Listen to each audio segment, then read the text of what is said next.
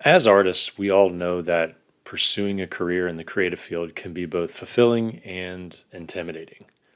It's a journey that requires dedication, passion, and a willingness to continuously learn and adapt.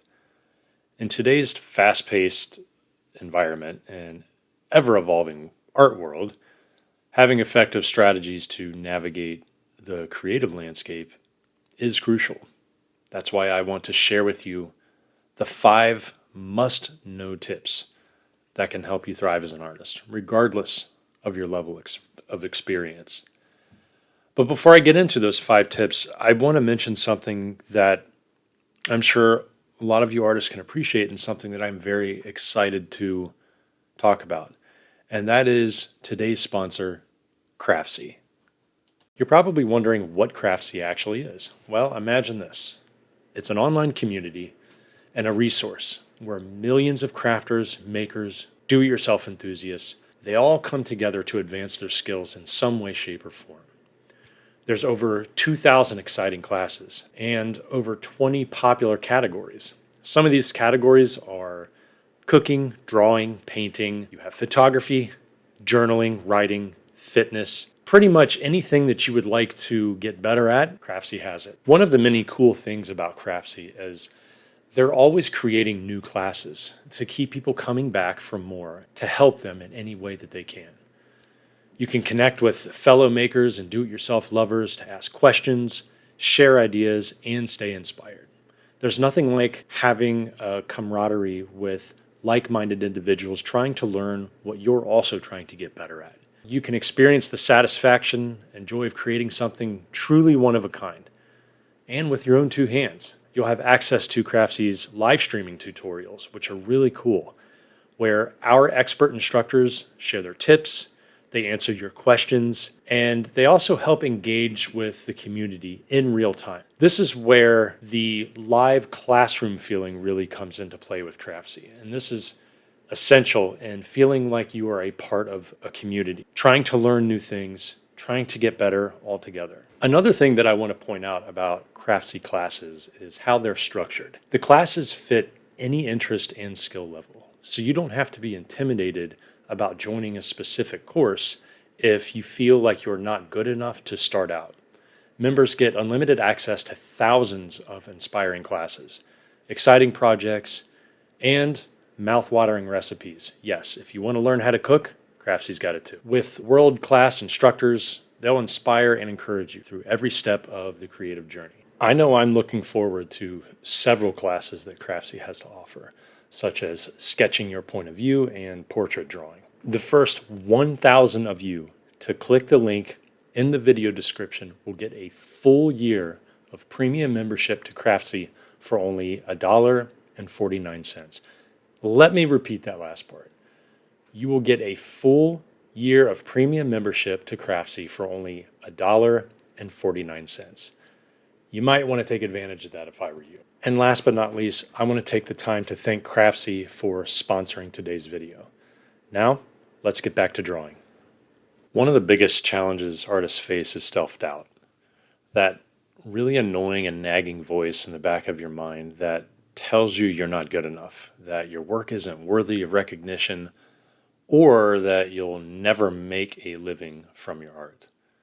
This debilitating mindset can stop us in our tracks, preventing us from sharing our talents with the world.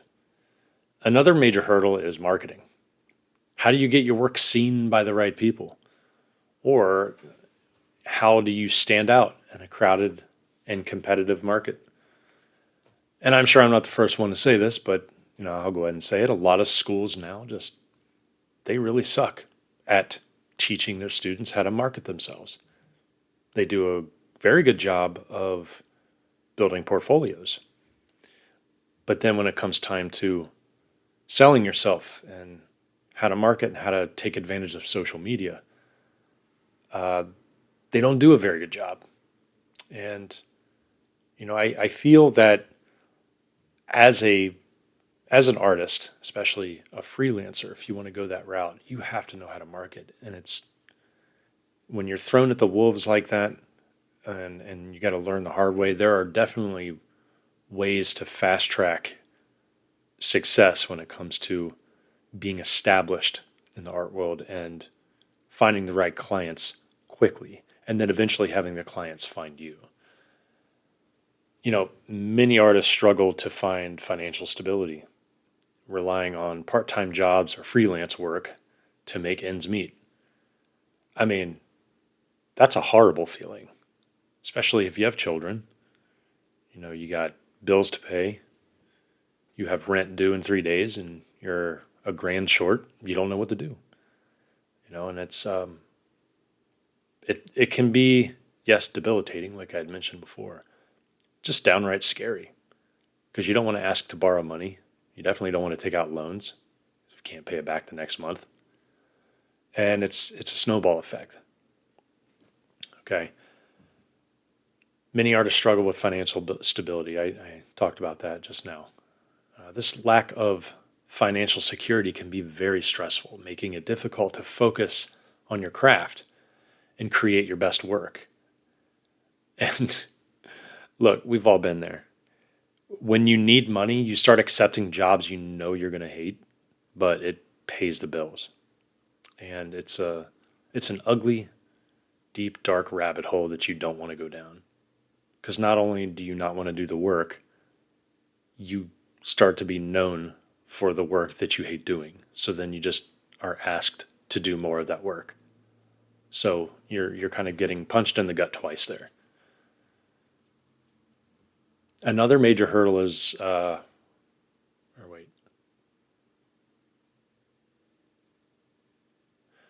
let's not forget about the pressure to constantly produce new content.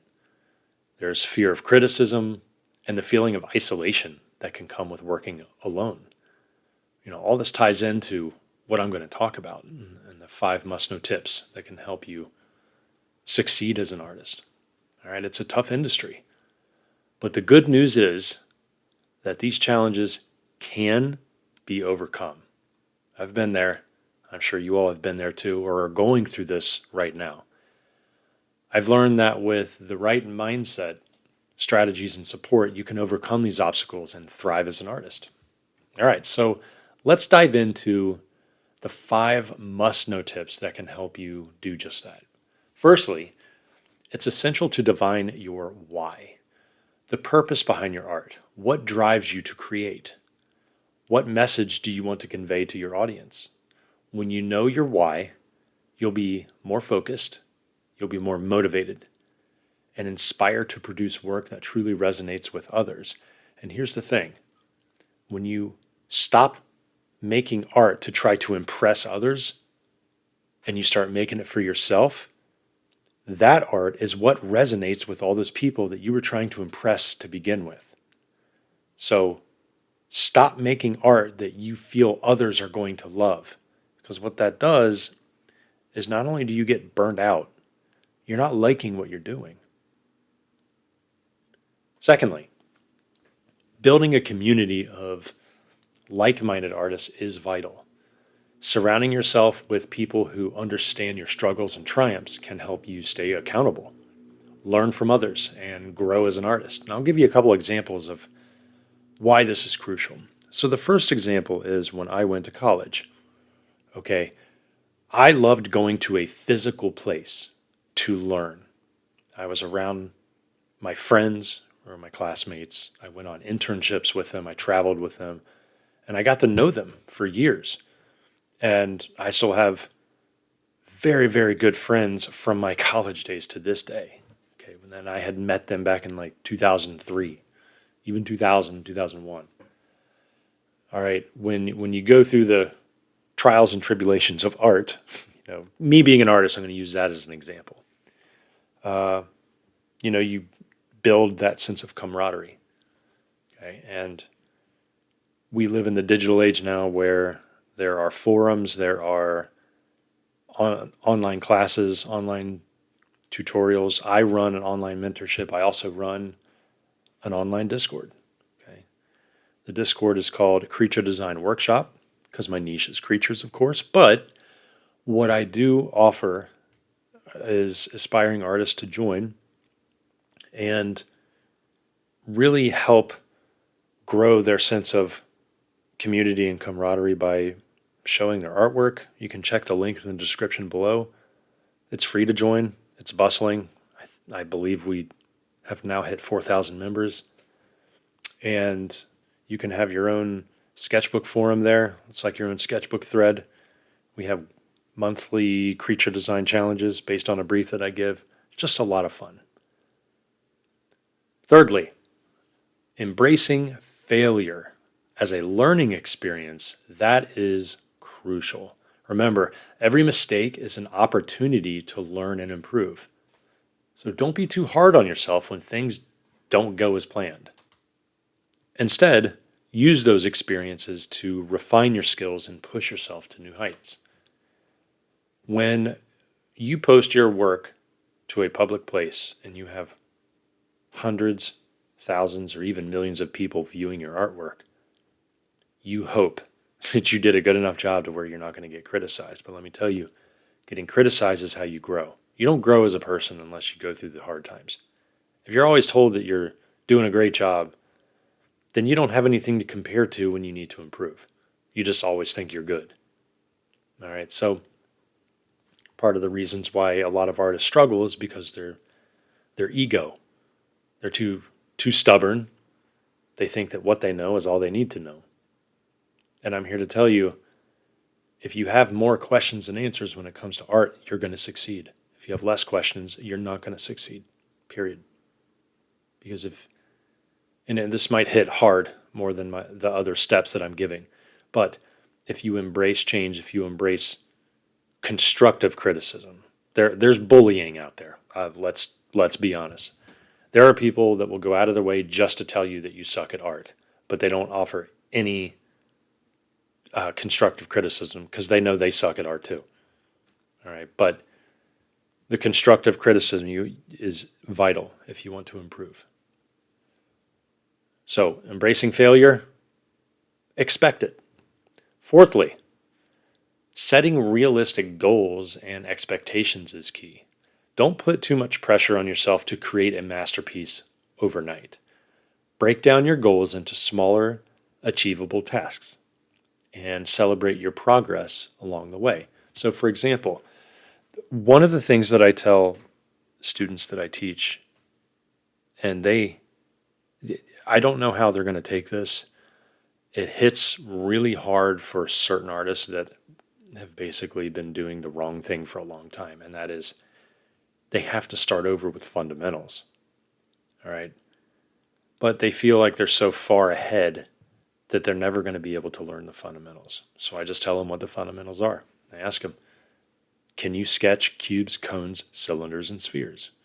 Oh, yeah, I tried that. I got really bored. But I'm pretty good at art. Like I can shade and my technical ability, and I stop them right there. I'm like, your anatomy's off. Your perspective is horrible. And your cubes are leaning, and they're not even cubes, they're rectangles. And they're shocked at how bad these basic shapes are when I ask them to draw these. Okay. So a realistic goal is maybe starting over. And no pun intended, starting over with the drawing board. All right. Or if you are advanced, or if you're mediocre, whatever, just give yourself a short-term window. Just be like, in 6 months, I'm going to be able to shade smoothly without using a blending stick, without using my finger, and without erasing. And in 6 months, if you've done it, that is a very big win for you. So then how are you going to stack those wins? When it comes to art, you have to stack wins. Otherwise, you're just going to keep digressing, and you're never going to grow and go into that next step. You know, I have a lot of students asking me why their stuff looks so cartoony when they're trying to draw realistically. And I give them the answer. I said, stop outlining your work. Stop drawing very thick lines. Stop making them look bubbly. There's nothing wrong with that. I'm talking about people that don't want it to look cartoony anymore. And they do it, and all of a sudden something clicks. It's like, That's what realistic shading looks like when the lines are thinner, and it looks like the light source is creating the edges and not an outline. That's how you make your stuff look not cartoony. All right, and the last thing I want to talk about is perhaps the most important, and that is embracing your uniqueness. In a world where everyone is trying to fit in, okay, it's your individuality that sets you apart. Don't try to emulate others. Instead, focus on developing your unique style, voice, and perspective. Now, I do hope that you check out the style videos that I've made in the past. I'll put the link to the style video at the very end of this one. You can check it out, how to find your own style. But essentially, when when you embrace your uniqueness, every line that you put down on your paper and you draw something, nobody else draws like that. Okay? I just want you to try to push away the distractions of social media, getting likes, having your work look like somebody else's, and trying to do work that you think somebody else is going to love instead of yourself. Just step aside from that. Instead, focus on yourself. I know this sounds like self-help here, but hear me out. You got to focus on yourself. You got to heal yourself from any doubts you have with your drawing. Because if you don't embrace change, all right, if you don't admit that you need help, that you need to improve, you're never going to improve. All right. Now, these 5 tips that I've given, they're easier said than done. I'm not saying that you're going to achieve this stuff overnight. No. You got to have discipline for this. This is why writing down your goals is essential. Please write down your goals. Physically write them. Don't type them out in a texted app. Don't don't type it out in a word processor. Write it down. Go old school on this. Write it in your sketchbook, man. There you go. Write these 5 tips down in your sketchbook. Write your goals down in your sketchbook so that every time you flip through it, you're always going to land on it. You don't have to create friction and go look on your phone. Stay away from your phone when it comes to artwork. All right. So, just to recap what we've talked about today, the 5 must-know tips for thriving as an artist. Okay, so let's list them. Defining your why, building a community, embracing failure, setting realistic goals, and embracing your uniqueness. And by incorporating these tips into your daily practice, you'll be well on your way to overcoming the common challenges artists face and achieving success in the creative world. I want to thank everybody for watching, and I also want to thank Craftsy for sponsoring today's video. I'd love to hear from you all. What are some tips that have helped you thrive as an artist? Share them in the comments below, and if you want to learn more about building a successful art career, be sure to check out my videos on creating art, foundation studies, industry insights, etc. I go about, profitable online art businesses and marketing yourself. Don't forget to subscribe for more helpful content. I'll see you on the next video.